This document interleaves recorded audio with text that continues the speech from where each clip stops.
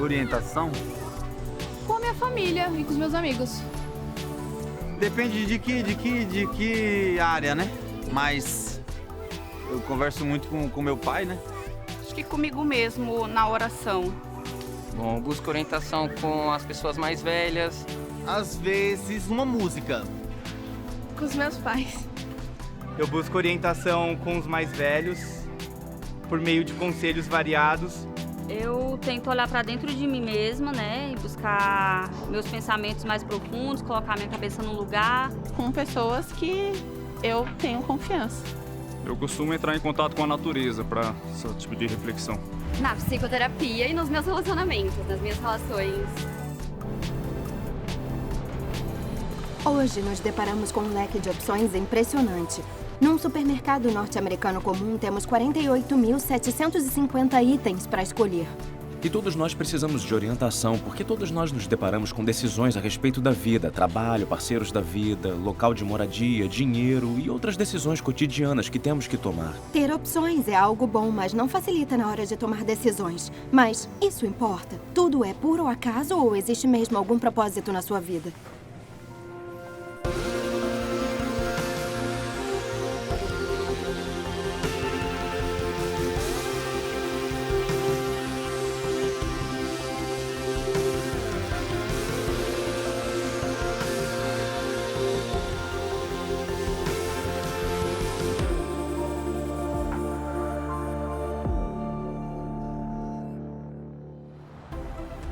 Dizem que os 2 dias mais importantes da vida são o dia em que nascemos e o dia em que descobrimos por quê. O apóstolo Paulo escreve: porque somos criação de Deus realizada em Cristo Jesus para fazermos boas obras, as quais Deus preparou de antemão para que nós as praticássemos. Deus criou você. Sua vida tem propósito. Você não é um acidente. Sua vida tem significado.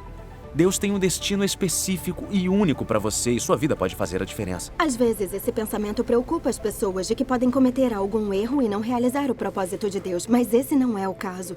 O propósito de Deus para as nossas vidas é maior do que os nossos erros. E na minha própria vida, já cometi muitos erros. Houve vezes em que eu ignorei Deus deliberadamente. Vezes em que eu escolhi seguir minha própria opinião porque achei que sabia o que devia ser feito e me achava forte o suficiente para cuidar de tudo sozinha. Basicamente, eu só saí machucada no fim de tudo. Bom, eu vivi um relacionamento longo que terminou de uma forma muito dolorosa. E, olhando pra trás agora, eu sabia que aquele relacionamento não era certo pra mim, mas escolhi ignorar a Deus. Me senti tão perdida, mas quando voltei para o Senhor, eu soube que Ele me amava do jeito que eu era, por quem eu era, e me senti amável de novo. Soube que eu não estava abandonada. Nelson Mandela disse: não me julgue pelos meus sucessos. Me julgue pelas vezes em que caí e me levantei de novo. Nós tínhamos um relacionamento difícil com a minha mãe e o meu pai. E eu nunca me dei bem com meu pai. Ele esteve ausente na maior parte da minha vida. Ou estava bêbado, ou tendo algum caso. Era horrível. E aí, quando me tornei cristão, queria ter um relacionamento com meu pai. Eu o quis de volta na minha vida. Tive que ir atrás dele e fiz isso. Ele estava morando num apartamento para aposentados em Maxfield sozinho. Eu pensei que ele tivesse mudado, assim como eu mudei. Mas não. Estava mais ranzinza, mais velho e bebendo mais. Ele era grosseiro, cruel, sarcástico. Era exatamente o que eu lembrava. Então, o convidei para ir à nossa casa. Nossa casa, em Londres. Ele pegava o trem e eu o encontrava na estação de Houston.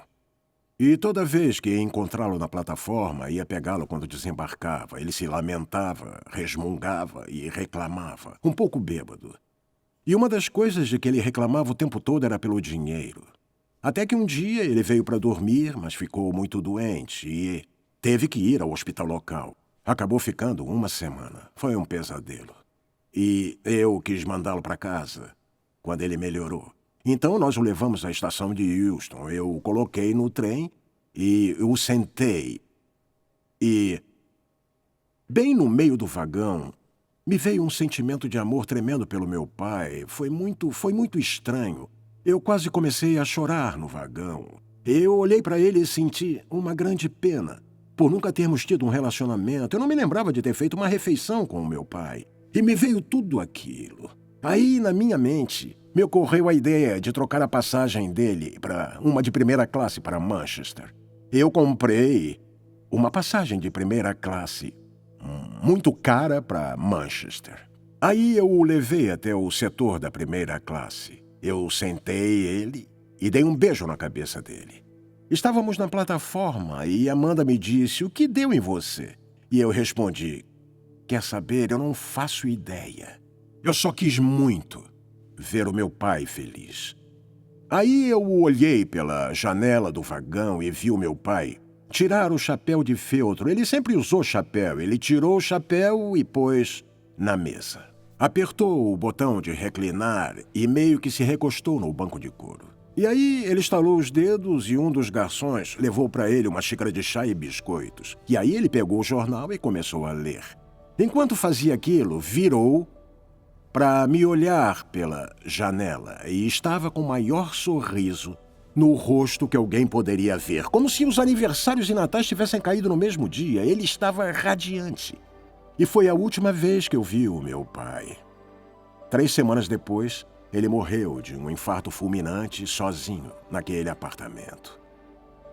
Agora eu sempre penso, fui eu mesmo que tive aquela ideia de comprar para ele aquela passagem?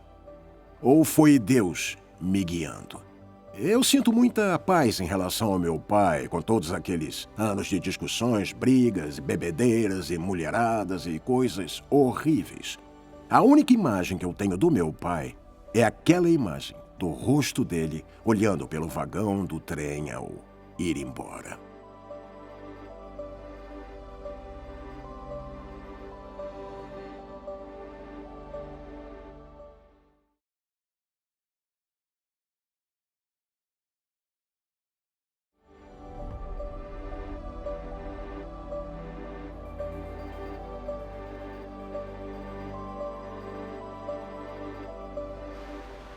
Eu não sou muito bom em seguir direções.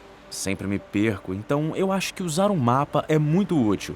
Toda vez que eu sigo pelo caminho errado, ele fica corrigindo a minha rota. E é infinitamente paciente, ele sempre acha um caminho diferente. É claro que você pode desligar, pode ignorar, mas se você seguir, geralmente vai ter uma viagem muito mais agradável. E também é assim com Deus. Obviamente a analogia é falha, porque não estamos lidando com um aparelho, estamos lidando com uma pessoa que nos ama. Este é um relacionamento com Deus, e Ele tem um propósito para você, e é infinitamente paciente. Eu o instruirei e o ensinarei no caminho que você deve seguir. Eu o aconselharei e cuidarei de você. Como Deus nos orienta na prática? Bem, é um relacionamento, e Ele fala conosco. Mas como ouvimos a voz dele? Eu descobri na prática as 5 formas principais pelas quais Deus fala conosco. Às vezes é só uma destas formas. Às vezes em uma grande decisão, através das 5. E a primeira é obedecer às Escrituras. O salmista diz: "A tua palavra é a lâmpada que ilumina os meus pés e luz que clareia o meu caminho." A Bíblia é Deus falando, e eu descobri, desde que me tornei cristão, que este tem sido o meio principal pelo qual Deus vem me guiando através da palavra dele. Quando a lemos, nós o ouvimos falar para nós sobre o amor que tem por nós, que somos filhos dele e que ele nos ama. Vemos que o propósito dele para todos nós é que conheçamos esse amor que ele tem por nós e retribuamos com o nosso amor. É assim que descobrimos o significado e o propósito de nossas vidas numa relação de amor com Deus. E aí, somos chamados a amar outras pessoas. Amar nossa família, amar nossos amigos, nossos vizinhos, nosso inimigo. Podemos amar de várias maneiras diferentes. Pequenos gestos de gentileza. Há muitas pessoas por aí enfrentando lutas sérias nas suas vidas. E pequenos gestos de gentileza não custam nada, mas podem fazer uma grande diferença no dia de uma pessoa ou até na vida dela. E aí nós vemos neste livro que o propósito de Deus para nossas vidas é que nos tornemos parecidos com Jesus. Por exemplo, que nos tornemos pessoas íntegras. Há algumas coisas pelas quais você não precisa orar. Não precisa orar para saber se deve pagar impostos ou não. Não precisa dizer, Senhor, este ano eu devo pagar meus impostos ou não. Aqui diz que nós devemos pagar nossos impostos. Conheci um homem que tinha acabado de se converter e escreveu uma carta para a Receita Federal e disse isto: Caro senhor, eu acabei de me tornar cristão e não consigo dormir à noite. Aqui estão as 100 libras que devo. PS, se eu ainda não conseguir dormir, mandarei o restante. Então, sabemos, por este livro, pela obediência às Escrituras, estas coisas. Sabemos que Deus tem coisas boas para você fazer na sua vida. Você não é salvo por fazer o bem, mas você está salvo para fazer o bem. E Deus tem um plano único, um propósito para você. Ele tem coisas boas e específicas para você fazer. Quando se trata de buscar orientação, podemos nos sentir tentados a pegar uma Bíblia, abrir em uma página qualquer e apontar um versículo aleatório, esperando que Deus fale conosco, feito um horóscopo ou uma bola de cristal. Mas não é uma boa forma de fazer as coisas, porque podemos tirar conclusões erradas sobre o que Deus está tentando nos dizer. Então, como descobrir o propósito de Deus para a sua vida? A segunda forma pela qual Deus nos guia é através do convencimento do Espírito. Em Atos 20, versículo 22, Paulo diz: Agora, impelido pelo Espírito, estou indo para Jerusalém, sem saber o que me acontecerá ali. Uma definição de um cristão é a pessoa que é guiada pelo Espírito Santo. Quando você encontra Jesus e convida o Espírito dele a habitar na sua vida, o Espírito dele começa a falar com você e a guiar você. Jesus diz que os seguidores dele reconhecerão a sua voz. Se uma pessoa que você não conhece te telefona, você não reconhece a voz dela. Se a minha esposa Pipa me ligar, na primeira sílaba que ela disser, reconhecerei a sua voz. Quanto mais você conhece Jesus, mais você reconhece a voz dele. E o Espírito Santo fala conosco quando lemos a Bíblia e oramos. Em Atos 13:2 diz: Enquanto oravam ao Senhor e jejuavam, disse o Espírito Santo. A oração é uma conversa de mão dupla. É como quando você vai ao médico. Você não vai ao médico, faz suas solicitações, suas queixas e depois você vai embora. Você vai falar, mas também vai esperar para ouvir o que o médico tem a dizer a você. É a mesma coisa quando oramos. Não só falamos com Deus, mas também ouvimos o que Deus tem a dizer para nós. É por isso que sempre acho útil ter uma caneta, um caderninho, um pedaço de papel quando oro e quando leio a Bíblia. O que o Espírito Santo está tentando dizer para mim hoje. Então, o Espírito Santo às vezes nos guia, nos dando um forte desejo de fazer alguma coisa. Em Filipenses 2, versículo 13, Paulo diz: Pois é Deus quem efetua em vocês tanto querer quanto realizar, de acordo com a boa vontade dele. Antes de ser cristão, se alguém me dissesse que eu seria um clérigo da Igreja da Inglaterra, eu teria imaginado que era simplesmente a pior coisa que eu poderia me imaginar fazendo. Uma coisa chata, sem graça, um trabalho medonho, a última coisa na terra que eu gostaria de fazer. Mas quando o Espírito passou a habitar em mim, ele me deu um forte desejo de fazer o que eu faço agora. Às vezes, Deus nos guia das formas mais incomuns, profecias, visões, imagens, sonhos, impressões ou, às vezes, para algumas pessoas, até em voz audível.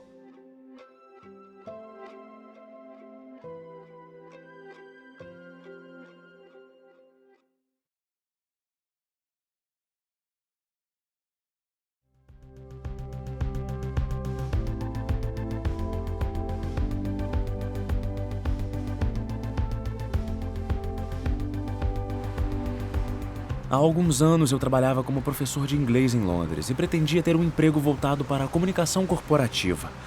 De volta à universidade, eu estudei francês e passei 1 ano morando na França. Eu sempre quis voltar para trabalhar lá.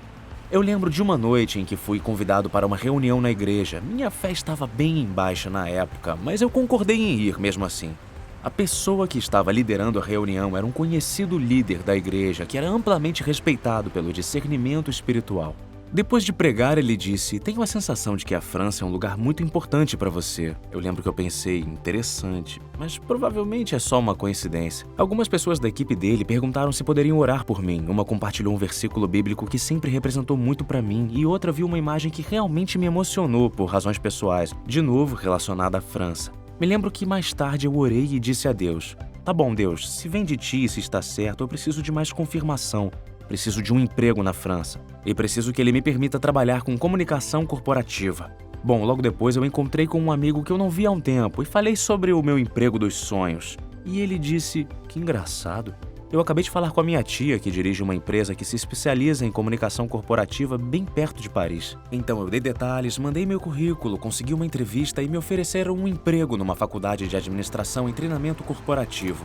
Olhando para trás, eu entendo que Deus me guiou de várias formas diferentes. Através da Bíblia, através da oração, através de outros cristãos, através das circunstâncias. Eu não quero dizer que tudo foi fácil. Eu tive que perseverar, continuar confiando, mesmo quando tudo era difícil. Mas aquilo me mostrou que Deus é capaz de nos guiar em nossas decisões. A terceira forma que Deus usa para nos guiar é através do conselho dos santos. Em outras palavras, conselho de outros cristãos. E é isso que tem de especial na igreja, fazer parte de uma comunidade de outros cristãos onde podemos ajudar uns aos outros. Em Provérbios diz: o sábio ouve os conselhos. Eu incentivo você a procurar pessoas que tenham sabedoria e experiência. Escute o conselho delas e tome uma decisão consciente. No fim das contas, é claro, a decisão final é sua. Mas é sábio buscar conselhos. Então, como saber se é Deus que está falando com você através do Espírito e através de seus amigos? E se não é apenas a sua própria vontade? É claro que é possível cometer erros ou interpretar mal o que ouvimos, mas a Bíblia ajuda você a testar se o que você ouve é certo. São João diz: examinem os espíritos para ver se eles procedem de Deus. Então, primeiro, está de acordo com o que a Bíblia nos diz? Segundo, edifica, exorta e consola. Ele promove o amor? Se não promover, então não vem de Deus. Terceiro, você sente a paz de Deus em relação à sua decisão? Paulo escreve que a paz de Deus seja o juiz em seu coração. Então, se não sentir paz em relação àquilo, não deve ser o correto. A quarta forma de Deus nos guiar é através do bom senso. Bom, você não perde toda a sua lógica e razão quando se torna um cristão. Você ainda é você. As promessas de Deus de orientação não foram dadas para nos poupar do problema de pensar. A Bíblia nos diz a vontade geral de Deus. Sabemos, por exemplo, que o celibato é uma vocação. Jesus não se casou, mas em geral o casamento é a norma. Mas a Bíblia não nos diz com quem devemos nos casar. É preciso usar o bom senso e se perguntar: nós somos compatíveis? O mesmo vale para decisões profissionais. Às vezes, depois que se convertem, as pessoas se perguntam: eu devo sair do meu emprego? O apóstolo Paulo diz: entretanto, cada um continue vivendo na condição que o Senhor lhe designou e de acordo com o chamado de Deus. Cada um deve permanecer na condição em que foi chamado por Deus. Deus colocou você naquele trabalho por um propósito. Então, a regra geral é: fique exatamente onde está, até Deus lhe chamar para outra coisa. E aquilo que Deus lhe chamar para fazer será algo que combina com o seu temperamento, sua personalidade, instrução e habilidades. E você pode se perguntar: o que eu gosto de fazer? Quais são os meus dons e paixões? O que eu posso fazer bem? O último meio pelo qual Deus nos guia é através de sinais circunstanciais. Podemos nos ver diante de uma decisão muito difícil e dizer a Deus: eu não sei qual direção seguir. Eu não sei se este é o relacionamento certo ou não, ou se esse é o emprego certo, ou... eu nem sei se essa é a decisão correta ou não. Provérbios 16:9 diz: em seu coração o homem planeja o seu caminho, mas o Senhor determina os seus passos. E Salmos 37:5 diz: entregue o seu caminho ao Senhor, confie nele, e ele agirá. Porque Deus pode fechar portas ou pode abrir portas. E o segredo é entregar a decisão a Ele e confiar a Ele o resultado. Então, precisamos observar as circunstâncias, mas não pôr peso demais nelas. Às vezes, temos que perseverar apesar das circunstâncias. Basicamente, Deus se achega a nós e pega as nossas questões comuns e transforma numa coisa bonita. E Ele não faz isso por nós. Ele nos diz para seguir em frente e trabalha conosco. Em meados do século XIX, o aristocrata inglês Lord Redstock estava hospedado em um hotel na Noruega. Uma noite ele ouviu o som de um piano sendo muito mal tocado no saguão abaixo. Olhou e viu uma garotinha que fazia o barulho mais terrível. No geral, ele era um homem paciente, mas aos poucos o ruído constante começou a irritá-lo. Enquanto olhava, um homem se aproximou e sentou do lado dela. Em vez de acabar com o esforço da menina, o homem começou a tocar, construindo acordes ao lado dela. A cada batida de tecla, ele complementava as notas dela. De repente, um suspiro encheu todo o hotel. Ele corrigiu os erros dela e desafinações e os transformou em algo tremendamente lindo. Como Lord Redstock viria a descobrir, o homem que tocou junto com a menina era o pai dela, o famoso compositor russo do século XIX, Alexander Bordin. Com frequência, ao olharmos para trás, vemos que Deus pode usar nossos erros. Que caramba, eu cometi tantos. Deus não me colocou na prisão, eu me coloquei. Deus não me fez passar por 2 divórcios, eu sim. Mas Ele me ajudou em todo o processo, sabe? Pais problemáticos, alcoólatras. Fui expulso de casa aos 15 anos quando briguei com meu pai. Fui morar numa casa abandonada com uma gangue. Problemas com a polícia. Acabei com uma sentença de prisão.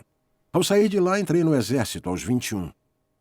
Tive 2 casamentos, 2 divórcios, quase virei alcoólatra. Sofri com os valentões na escola, entrei na equipe de boxe do exército e acabei sendo um valentão de farda. Minha mãe morreu.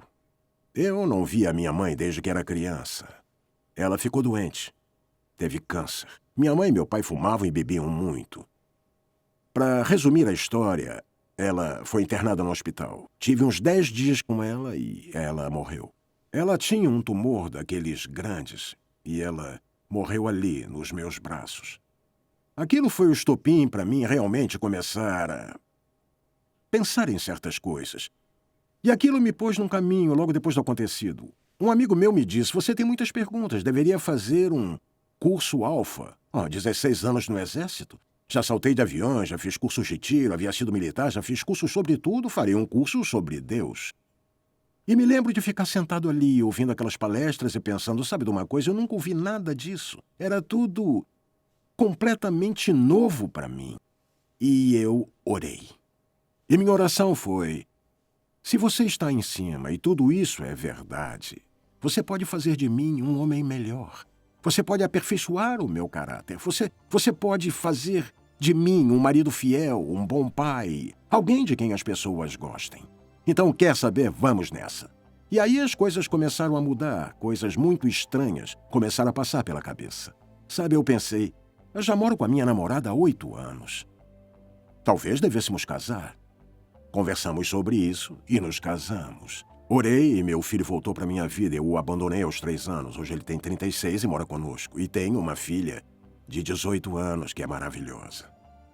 Assim, se alguém tivesse me dito, há uns anos, que eu seria clérigo da Igreja da Inglaterra, eu teria dito, você está completamente maluco, é a ideia mais distante da minha cabeça, nem sequer passava pela minha cabeça. Eu ainda tenho que me beliscar às vezes. Eu trabalho com pessoas hoje com quem passei a maior parte da minha vida. Muita gente com quem me identifico. Eu trabalho com os sem-teto, com aqueles atormentados por problemas mentais, com os presos, aqueles que saem da prisão através de uma organização chamada Cuidando de Ex-Delinquentes. E fui condecorado com um MBE. E, para mim, eu acho realmente emocionante trabalhar com ex-delinquentes. E ser honrado dessa forma é extraordinário. É como Deus diz, porque sou eu que conheço os planos de fazê-los prosperar e não lhe causar danos. Plano de dar-lhes esperança e um futuro. E Ele diz que nunca nos deixará nem nos abandonará. E isso, para mim, é o que me faz prosseguir. Muitas vezes é olhando as coisas que já passaram que você vê que Deus esteve te guiando. Ele tem um propósito para sua vida. Ao ler a Bíblia, ao ouvir o Espírito, ao conversar com amigos, ao pensar e observar, sua vida tem um propósito. E você fará a diferença e causará um impacto maior do que provavelmente poderia pensar. E um dia, Deus dirá a você, muito bem, você chegou ao seu destino.